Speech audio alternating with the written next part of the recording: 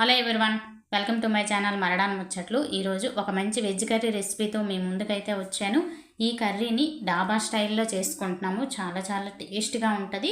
అలాగే ఈ కర్రీతో మనం చపాతీ, రైస్, పుల్కా, రోటీ, నాను ఇలాంటి వాటితో కూడాను చాలా చాలా బాగుంటుంది. మెయిన్ వాటికే చాలా బాగుంటుంది అనమాట. అలాగే ఈ కర్రీ ఏంటా అనుకుంటున్నారా? Sweet corn capsicum masala curry అనమాట.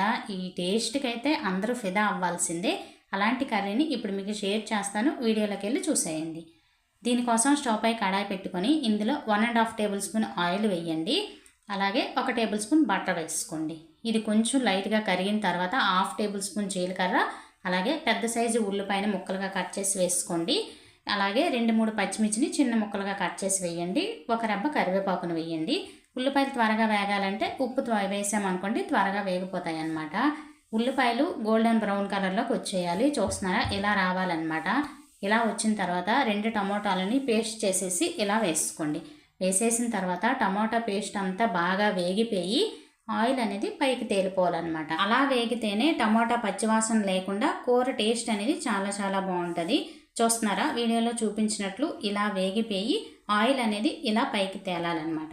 ఇప్పుడు 10 నుంచి 12 వరకు జీడిపప్పుల్ని నానబెట్టుకొని వీటిని మిక్సీలో వేసి మెత్తని పేస్ట్ లాగా చేసుకోండి.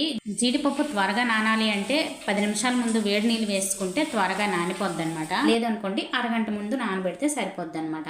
ఆ పేస్ట్ కూడా వేసేసి బాగా వేగిపోవాలి. చూస్తున్నారా, ఇలాగా వాటర్ ఏమీ లేకుండా ఇలా వేగిపోవాలన్నమాట. ఇప్పుడు 1/2 టేబుల్ స్పూన్ అల్లం వెల్లుల్లి పేస్ట్ వేసేసి ఆ పేస్ట్ కూడాను బాగా వేగిపోయి పచ్చిదనం లేకుండా ఉండాలి. ఇలాగా వేగిపోయిన తర్వాత ఇందులోనికి 1/2 టేబుల్ స్పూన్ పసుపు, 1/2 టేబుల్ స్పూన్ కారం, అలాగే 1/2 టేబుల్ స్పూన్ ధనియాల పొడి, 1/2 టేబుల్ స్పూన్ జీలకర్ర పొడి వేయండి. మనం తినే కారాన్ని బట్టి కారం వేయండి. అలాగని ఈ కూరకి కారం ఎక్కువ పట్టదు, ఎందుకంటే క్యాప్సికమ్ కూడాను లైట్ కారం వస్తుంది. పచ్చిమిర్చి కూడా వేసాం కదా. ఈ మసాలా అంతా కలిపేసుకున్న తర్వాత ఒక పెద్ద సైజు క్యాప్సికమ్ని ఇలా పెద్ద ముక్కలుగా కట్ చేసుకుని వేసుకోండి. కప్పు కొలతలు అయితే 1.5 కప్ వచ్చిందనమాట. అదే కప్పుతో 3/4 కప్పు వరకు స్వీట్ కార్న్ వేసుకోండి. ఈ స్వీట్ కార్న్ కూడా ఉడకపెట్టాల్సిన పని లేదు, లైట్ వేడికే మెత్తబడిపోతాయి అన్నమాట. ఈ రెండు కూడాను లైట్గా వేగిపోవాలి.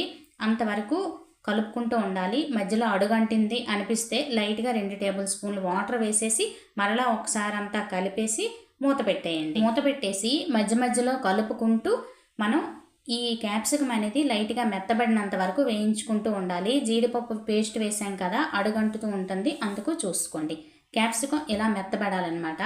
ఇప్పుడు ఇందులోనికి మనం తినే గ్రేవీని బట్టి వాటర్ వేసుకోండి. అలాగని ఎక్కువ వేయొద్దు, కొంచెం వాటర్ వేస్తే సరిపోద్ది అనమాట. ఒక 150 నుండి 200 ml వాటర్ వేస్తే సరిపోద్ది. వాటర్ వేసేసి ఉప్పు కారం చెక్ చేసుకొని మూత పెట్టేయండి. మూత పెట్టేసి మధ్య మధ్యలో కలుపుతూ ఉండండి. 10 నిమిషాల తర్వాత మూత తీస్తే గ్రేవీ అంతా చూస్తున్నారా, చిక్కబడింది, వాటర్ అంతా దగ్గరగా ఎగిరిపోయిందనమాట. ఇలాగా వచ్చింది కదా. ఇప్పుడు ఈ స్టేజ్లో ఉన్నప్పుడు 1/2 టేబుల్ స్పూన్ గరం మసాలా, కొద్దిగా కొత్తిమీర వేసుకోండి.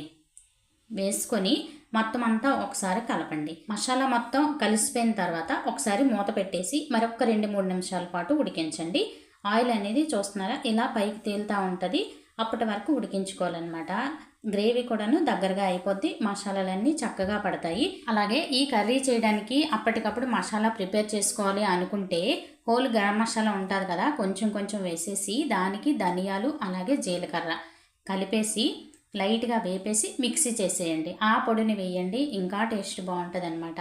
గ్రేవీ కన్సిస్టెన్సీ చూస్తున్నారా ఎలా ఉందో, చల్లగా అయిన తర్వాత ఇలా ఉంటుంది అనమాట. దీన్ని దేంతో తిన్నా చాలా చాలా బాగుంటుంది. ఒక్కసారి ట్రై చేయాల్సిన రెసిపీ అనమాట. ఇలాంటి రెసిపీని మీరు ఒక్కసారి ట్రై చేసి మీకు నచ్చిందా లేదా అనేది కామెంట్లో కామెంట్ చేయండి. కొత్తగా ఛానల్ ఎవరైనా చూస్తున్నట్లయితే ప్లీజ్ సబ్స్క్రైబ్ చేసుకుని ఒక లైక్ చేయండి. మన యూట్యూబ్ ఫ్యామిలీ మెంబర్స్ అయితే నన్ను సపోర్ట్ చేస్తూ ఉండండి. అలాగే ఈ రెసిపీ కనుక నచ్చినట్లయితే మీ ఫ్రెండ్స్కి, రిలేటివ్స్కి షేర్ చేయడం మాత్రం మర్చిపోవద్దు.